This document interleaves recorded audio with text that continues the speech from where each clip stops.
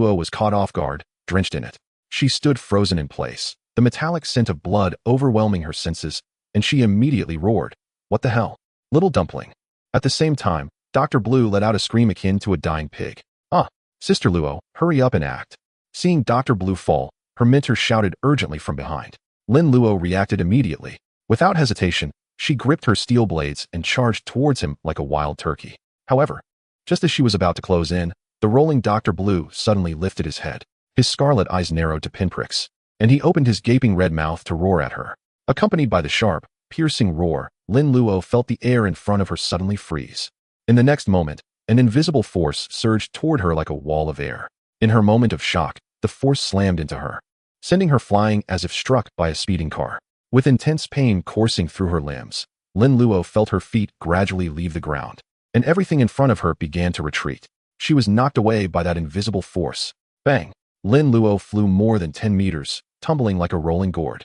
The sudden turn of events caught everyone off guard. Little Dumpling rushed towards Lin Luo in a panic. "Sister Luo!" Roar! Dr. Blue, who had used a special technique to send Lin Luo flying, staggered to his feet and growled towards the crowd. The next moment, a hoarse, cold voice rang out, "Bastards! You all deserve to die?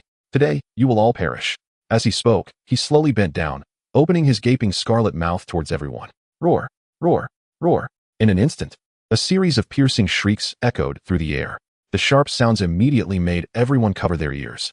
However, in the next second, they witnessed the air rippling visibly as the other party roared. With the appearance of these ripples, they faintly heard the sound of the tiles beneath them straining under pressure. Crack, crack, crack. As they saw the cracks appearing on the corridor floor with the roar of Dr. Blue, the audience in the live stream became utterly unsettled. What the heck? Is this sonic power? This is like something out of a nightmare. I have to say, this move is incredibly powerful. It's over. This attack will surely take out Mr. Ma and the others. Ah!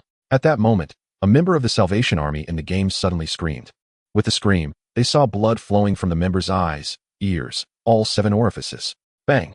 Just as everyone showed expressions of horror, there was a muffled sound, and that member exploded like a bursting balloon. Seeing this, all the streamers' live streams instantly erupted. What is this? A human bomb? Is this some kind of sonic explosion? Resonance? Tremor fruit? The strongest man? The sudden scene completely stunned Mr. Ma and the others, and in an instant, despair filled their eyes. No one expected that Dr. Blue's abilities would be this terrifying. Roar! Roar! Roar! Dr. Blue's roars grew increasingly powerful, and even the ripples in the air became visibly pronounced. At that moment, despair was evident in everyone's eyes. Mr. Ma suddenly snapped awake and shouted, "Run!" But just as he finished speaking, he felt as if something had been forcefully shoved into his brain. Instantly, a splitting headache ensued. Ugh! Bang! Bang! Suddenly, several more explosive sounds rang out. In an instant, a pink mist of blood floated in the air, and a strong metallic scent spread. It's over. It's completely over. At that moment, despair enveloped everyone. They never imagined that this seemingly inconspicuous researcher could be this monstrous. Ah! Mr. Ma, Little Tuan Tuan, Lin Luo. Everyone was writhing on the ground, tormented by the sudden headache. They felt as if their heads were about to explode. This feeling, it's truly worse than death. Just when everyone thought they would burst at any moment, a muffled sound suddenly rang out. Poof! Roar! At the same time, Dr. Blue's roars abruptly ceased. The shrieks disappeared. The sound wave stopped.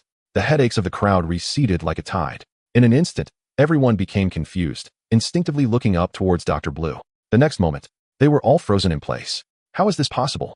Why? A hoarse voice came from Dr. Blue as he turned his head in disbelief toward what was behind him. He could hardly believe his eyes as he looked at the special zombie leader gripping his brain. Why? There was no reason.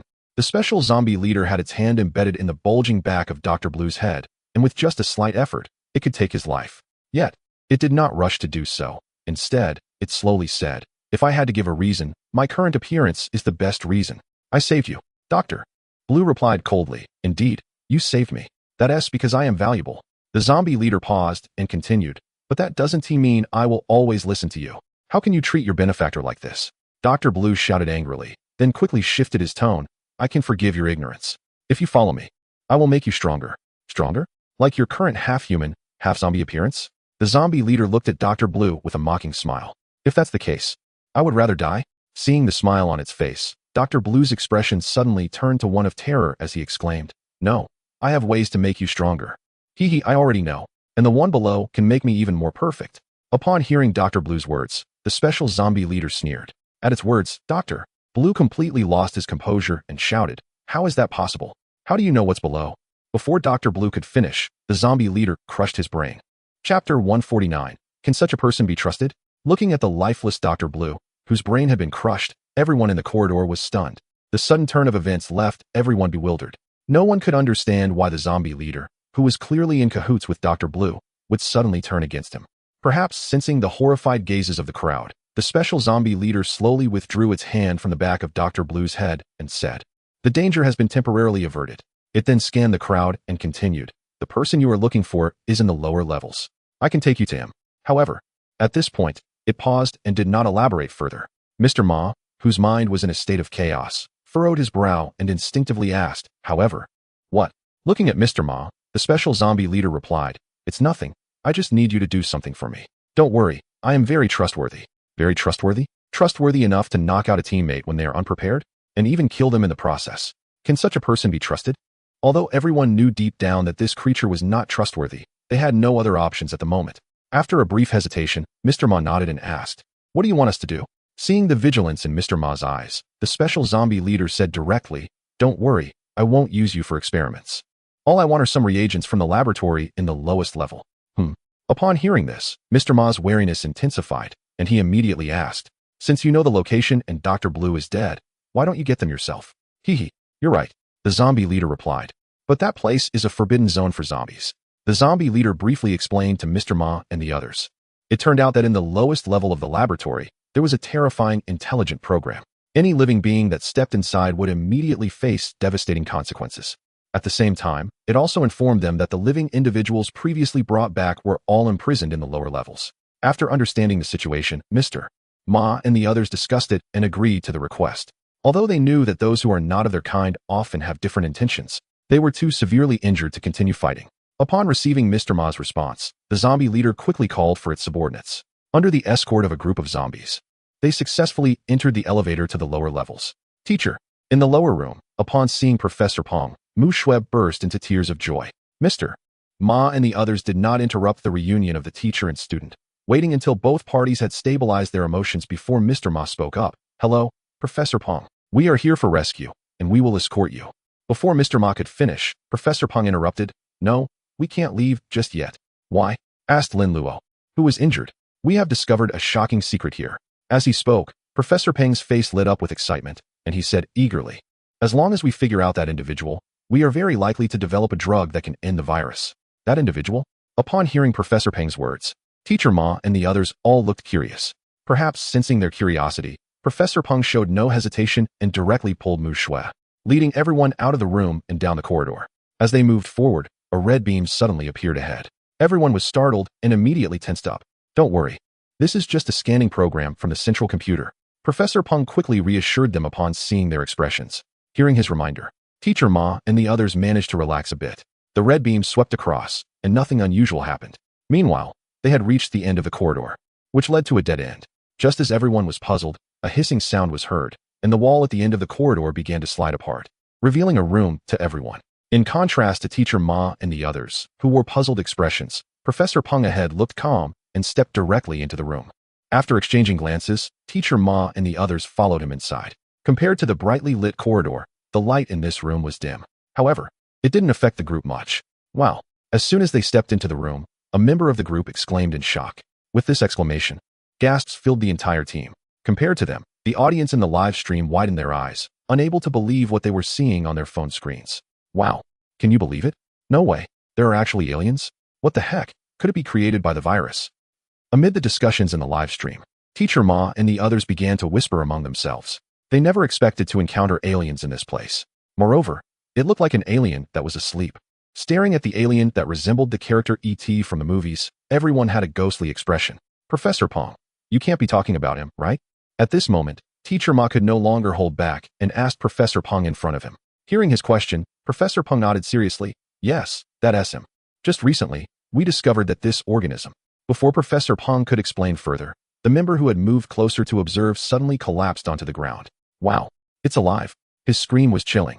Everyone instinctively turned to look at the closed sleeping pod. In the next moment, when they clearly saw the situation inside the sleeping pod, they all froze in place, feeling as if they were paralyzed. Just as the earlier remarks had suggested, The alien lying inside the glass sleeping pod had indeed woken up. Its large black eyes, the size of a baby's fists, were fixed intently on the crowd outside. Looking into those big eyes, everyone felt a wave of tingling sensation. No one could understand why this being suddenly woke up. As everyone was filled with shock, the alien that had been staring intently at the crowd suddenly spoke. "Welcome, beings of another kind."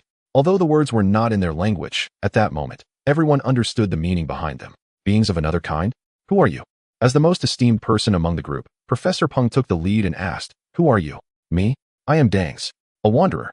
With this statement, the glass cover of the sleep chamber slowly opened, and the alien with a unique appearance gradually sat up. He raised his hands to stretch his palms and said, "Please wait a moment. I need to understand the current era." After finishing his words, a device resembling an interface slowly extended from the side of the sleep chamber. At the same time, a crack appeared on Dang's wrist, and several wriggling thread-like objects connected to that interface. Chapter 150, Cortistar. Wow, this is blinding. Who would have thought that aliens would actually appear? By the way, do you remember there was a plot earlier that mentioned the creator? I can't believe it. But I actually recall. It seems to be related to some guardians. Looking at the bizarre scene in front of them, the hosts and the audience in the live stream were equally puzzled. After a while, the alien named Dangs disconnected from the device. With his large black eyes fixed on everyone for a long time, he sighed and said, "I didn't expect the guardians to ultimately take action." At this point, he turned his gaze toward Lin Luo and the others, expressing his thoughts. "I have to say, you all have perfectly inherited our genes." Inherited genes? Upon hearing that it was related to them, Lin Luo quickly asked, "Could you elaborate on that?" Hesitating for a moment, the alien being named Dangs began to explain. It turned out that Dangs and his kind had to leave their home planet due to its destruction, forcing their entire race to search for a habitable planet. By a twist of fate, they ended up on the blue planet. Initially, the blue planet was not suitable for their survival. Although they possessed advanced powers, it was an era dominated by colossal beings. Without strong logistical support, they ultimately could not overcome the terrifying giants. To preserve their lineage, they had to take refuge in the most suitable tropical regions. In need of resources, they used the remaining energy they had to begin creating a labor force. Thus, the ancestors of humanity were born. They taught the subhumans various life skills and gathering techniques. However, as the subhumans multiplied and developed, they gradually began to be worshipped as gods. It was during this period that the Korda people experienced serious divisions. Some wanted to return to reclaim their planet and rebuild their home, while others wished to survive long-term on the blue planet, considering it their new homeland. Consequently, the dwindling Korda people split into two factions. One side, advocating for a return to their motherland, called themselves the Guardians. The other side, despised by the former as traitors, were known as the Exiles, or the so-called Wanderers. They believed that those Korda who had forgotten their homeland no longer deserved to identify as Korda. Thus they were labeled as exiles, those who had been cast out by their entire race. Due to the lack of consensus, the First War broke out on the blue planet. After deploying a significant amount of high-tech weaponry, the Guardians ultimately emerged victorious. However, as a result of this great battle, all spaceships and weapons were destroyed. To realize their dream of returning to Korda, the Guardians took the few remaining subhumans southward, where they began to thrive, build temples, and attempted to construct a spaceship to return to Korda. On the side of the Wanderers, they took another group of subhumans to the northeast to build an ancient capital, create wonders, and live a true life. In order to gather resources, the Guardians allowed the subhumans to reproduce unchecked. However, to prevent this planet from following the same fate as another star, they would wait until the population reached a certain number before launching wars or triggering natural disasters through special means to reduce the human population. This is what is referred to as the so-called human purification plan. Why do this? Lin Luo couldn't help but ask upon hearing this. Because of survival. When Stas said something that left everyone confused, he continued, "In the universe, every planet has its limits. Once a planet reaches its limit, if it continues to be destroyed, congratulations, you are not far from extinction." Hearing the alien's explanation, Lin Luo was not very satisfied and said, "So your point is that the Guardians eliminating humans is actually to protect the planet?" As an alien being who had been asleep for countless years, Stas paused at Lin Luo's words and replied, "No, I think this approach is very inhumane. Our philosophy as wanderers is that every person and thing has its own meaning of existence. Excessive interference will only lead us deeper into trouble." After finishing, Stas turned to Lin Luo and said, "Perhaps you perfect integrators will be the hope for the future." With these words, Stas walked to a large screen in the room and gently pressed it with his unique three-fingered hand. Suddenly, a pitch-black screen lit up. As the screen illuminated, a pleasant voice echoed, accompanied by that strange language. Although they couldn't speak it, everyone understood the meaning. "Welcome home. Athena is at your service." Athena? Upon hearing this name, Teacher Ma and the others became completely agitated. Earlier, they had encountered a creature, and now another entity named Athena had emerged. It was clear that this was another artificial intelligence, just like the previous one. As Athena was activated, a giant schematic unfolded, prompting another round of astonished exclamations from the team. Wow, we're not on a spaceship, are we? Although the schematic was difficult to interpret, the dense lines formed a model resembling a spaceship that everyone was familiar with. Looking at the schematic, everyone had only one feeling. It was huge. Really huge. You're right. This is indeed a spaceship. Stas did not hide this and added. However, this is a spaceship that cannot take off, because the energy required for this spaceship to launch will be difficult to develop on this planet for another 20 years. Upon hearing this, everyone gasped and felt a sense of frustration. But then they thought about it. At this moment, there wasn't a single company in the world capable of developing a spaceship. But the current issue had nothing to do with spaceships. I have a general understanding of the situation, and I even know that Master Ma and others, who are in the same position, are solely focused on safely bringing Professor Peng out of the scenario. At the same time, he hasn't forgotten about the promise made to the special zombie leader. The potions are right on the workstation not far from him. Looking at the potions, Master Ma hesitated slightly and asked, "What is that green thing?" "That is the DNA of the Korda aliens." When Dang Si glanced at the test tubes, his expression suddenly changed. It seems that while I was sleeping, quite a few people had their eyes on my things. Seeing Dang Si's displeasure, Master Ma and the others did not respond. Chapter 151. Diligently working, earnestly gaming the game overturns evolution theory. Sparking discussions in academia, human ancestors turned out to be artificial intelligence with the latest developments in the game. Online discussions about the biohazard phenomenon have surged like mushrooms after rain. Among these posts, the most eye-catching are those related to the origins of humanity, especially the conspiracy theories about the destruction of ancient civilizations. They seem flawless, as if history should have developed this way. As the plot of the biohazard game progresses and various astonishing ideas are revealed, game developers around the world are starting to pay close attention to the realm of players. Director, I believe there is still a lot to explore in apocalyptic themes. I agree, the apocalyptic theme is promising. We should give it a try. It must be admitted that Lin Fei's game has been remarkably successful. In the conference room of the headquarters, the development department director, looking at his enthusiastic team, nodded in agreement. As one of the largest game companies in the world, they did not become complacent like others. Instead, right after the update of the biohazard game, they organized testers to enter the game. After completing the entire storyline, they found that this visually stunning game also had an equally captivating depth in its narrative. Especially upon learning about human origins and the eradication plan, all players immersed in the game world felt an overwhelming desire to continue exploring. Some even wished to stop everything, to halt the steps of the Guardians. Observing his employees, who were incredibly excited just because of a game, the director slowly spoke. Now that the realm of players is successful, it cannot be stopped. But what makes me feel powerless is that I fear our developed games will never catch up with the realm of players. At that moment, the director felt as if the realm of players was an insurmountable mountain standing before him. Was it really that exaggerated? Hearing the director's words, the spirited employees couldn't help but reflect on the entire gaming experience.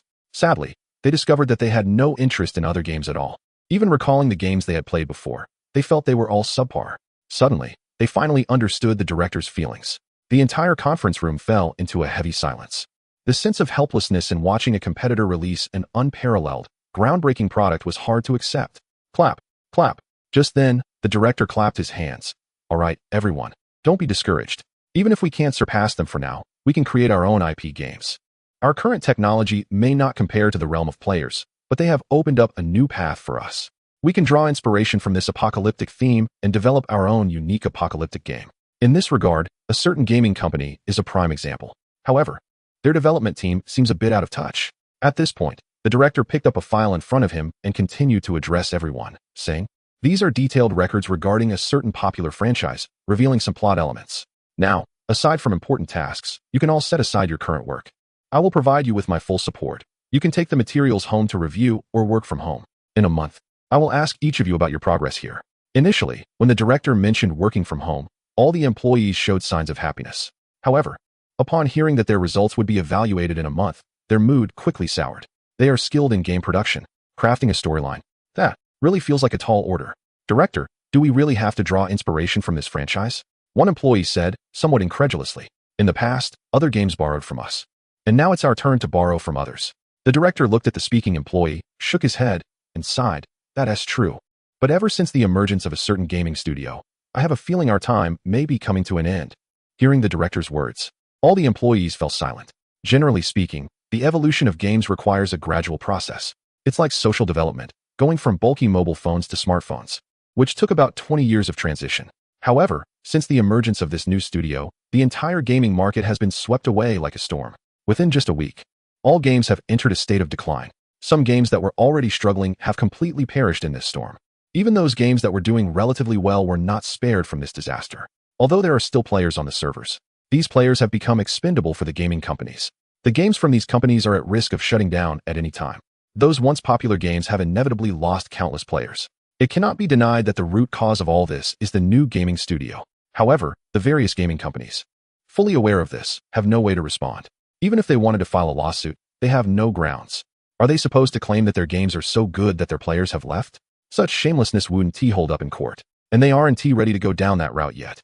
Compared to these companies, it is the gaming division of the aforementioned company that has suffered the most in this storm. In just 2 months, not only did the company face shutdowns, but they also incurred significant expenses developing new games. When the monthly financial report reached the higher-ups, they were utterly shocked. Wow, I have money, but I've never spent this much before. Last month, the gaming department's servers were completely shut down, resulting in a negative revenue for the entire department. After all, maintaining the operations of the department also requires substantial funds. During this period, you developed 2 games.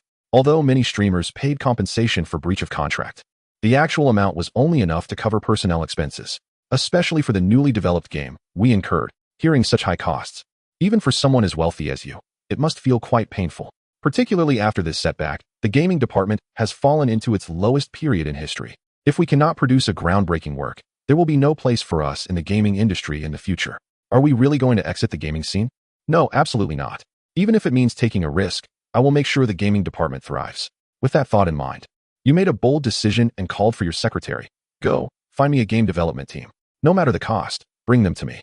I refuse to believe that he can create games while I cannot. At this moment, you seemed a bit obsessed. Previously focused solely on agency work and imitations, you now feel the urgent need to develop a game that can bring everything back to life. But is that really possible? Chapter 152, a baseball bat wrapped with iron spikes, a whistle sound. In recent days, the entire world has shown the utmost attention to a certain game. Even some university professors from abroad have begun to analyze this game comprehensively in their classrooms. Leaving aside entertainment, when it comes to the game itself, its storyline may seem somewhat chaotic at first. However, judging from some revealed information, the ideas related to human origins surprisingly hold up from a scientific perspective.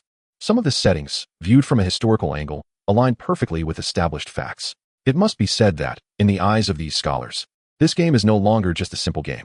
It can even be said that it has ventured into the realms of science, history, and even theology. With the increasing attention from various sectors, the previously steady popularity of the game has suddenly surged again. However, those who are not professional players tend to enter the game and exit almost immediately. To be honest, this game is not only realistic but also has elements of psychological torment. Of course, shortly after exiting, these players stabilize their emotions and can't help but dive back in. This is the charm of the game. It can instill fear and dread, but at the same time, it ignites an irresistible desire to explore. Within just a few days, a greeting has become popular across the globe. Whether among friends or colleagues, the instinctive first question upon meeting is, have you played the game? In this day and age, if you say you haven't played it, you might as well be embarrassed to go out. The game's popularity has also sparked a boom in the electronics market, particularly in VR devices. Within just a month, all VR equipment has sold out, and even with factories working overtime, supply still cannot meet demand. Amidst this frenzy, the VR factories in a certain country have reaped substantial profits. Likewise, the dominant nation has gradually realized another characteristic of this game. It can train soldiers' willpower. Even though the game's settings are clearly unfriendly to Western countries, they can't resist giving it a try. Moreover, due to the game, soldiers in service have found solace, leading to a rapid decrease in disturbances within military camps. Young, vigorous individuals are pouring all their energy into the game. Damn, listen. That bunch of rookies in the new recruits camp is howling again. Haha, are you envious? I don't even want to stand guard for a minute now. Why the hell does the captain make bets like this, forcing us to stand guard for a whole week? Outside the military camp, 2 soldiers on duty, listening to the screams from inside the recruit camp, began to feel envy and resentment. To them, it seemed completely unfair. Why should they stand guard while that group of rookies plays games? It's simply too unfair. However, the new recruits in the barracks were equally troubled. Over the past few days, they had endured countless trials filled with blood and tears. For them, these days felt like a nightmare. Undoubtedly, The cause of their distress was that damned game. As a psychological training simulation for new soldiers, this group had gradually adapted to the game world. After initially experiencing fear, they were no longer afraid of the mindless creatures. Yet, they had no idea that in a post-apocalyptic world, zombies were the most gentle and considerate beings. The true terrifying beast was human nature. In recent days, they had joined a man named Rick Grimes in establishing a human stronghold once again. Just as everything seemed to be improving, a leader of a group from the west named Negan appeared with his men. With a baseball bat wrapped in barbed wire and a haunting whistle, he had become the nightmare of these rookies. This man named Negan was a ruthless demon who could kill without a second thought, forming a stark contrast to the Eastern saviors they had seen online. One by one, the new recruits were terrified into submission by his brutal methods. Even at night, they could hear the terrifying whistle in their dreams. Negan had become their nightmare. Meanwhile, the most frustrated were the employees of the Ice and Snow Company. Ever since their supervisor had given them time off to go home and study the game, they were initially quite happy. However, as time passed, their minds went blank, and they had no clues whatsoever. It is said that to defeat the enemy, one must first understand the enemy. With this in mind, this group of people directly dove back into the game.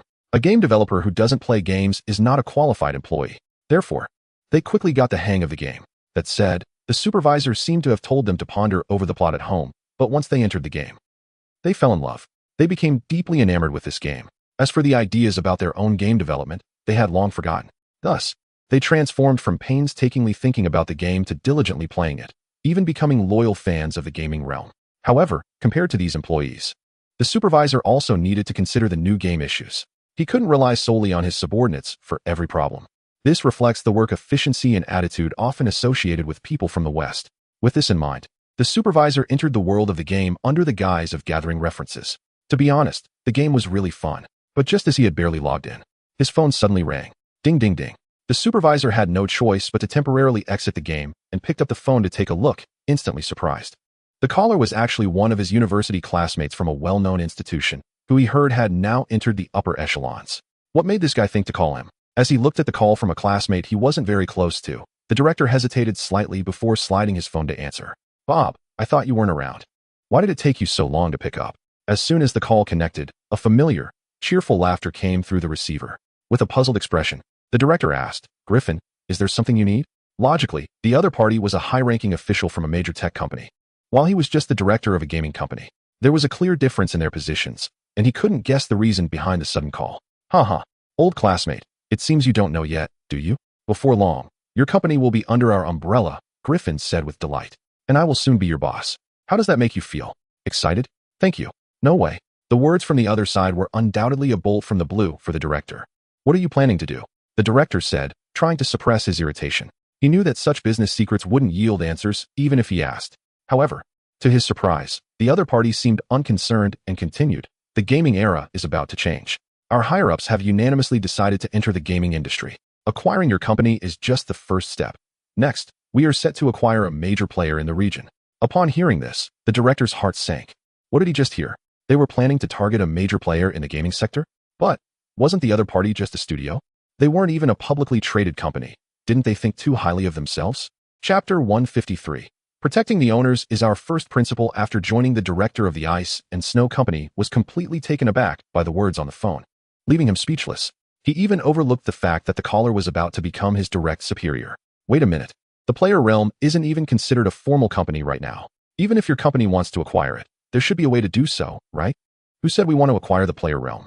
Didn't you just say to take down the Player Realm in that country? Yes. Taking down doesn't necessarily mean through acquisition, does it? I'm not afraid to tell you that this time, we have shown great sincerity. Our representative has already arrived in that country, and it won't be long before we can bring that genius back to headquarters.